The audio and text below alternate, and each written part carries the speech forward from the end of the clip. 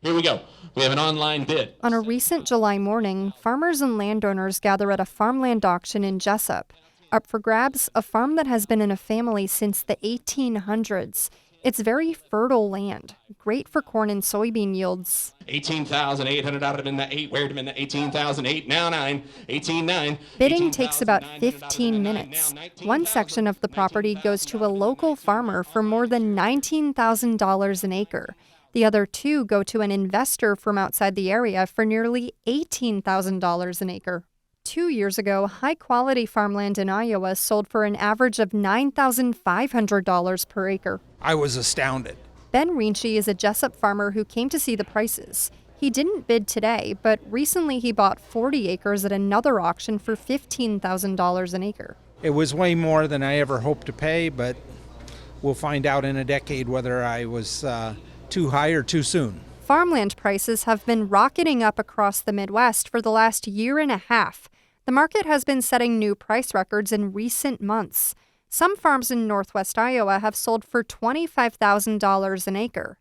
Why so much? Economists say things like good crop prices, a global food shortage, low interest rates, inflation, and record high government payments, largely from the coronavirus pandemic.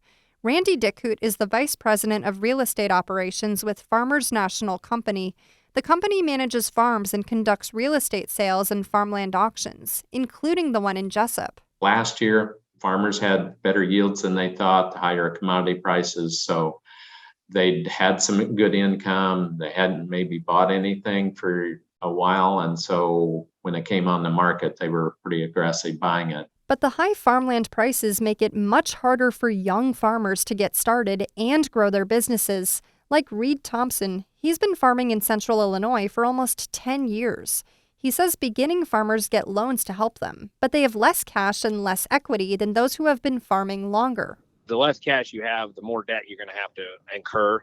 Same with less equity, the more debt you're going to have to incur.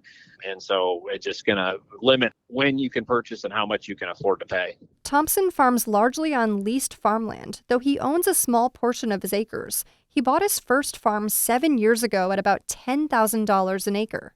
He wants to grow, but says with high land prices and rising interest rates, he's focused more on short-term investments, like bulk fertilizer or fuel. And it's not just the high prices that make it tough to buy land. There's also a lot of competition from investors. People like Bill Gates, America's biggest private owner of farmland. Investors are showing strong demand for farmland, which is being marketed as a stable investment.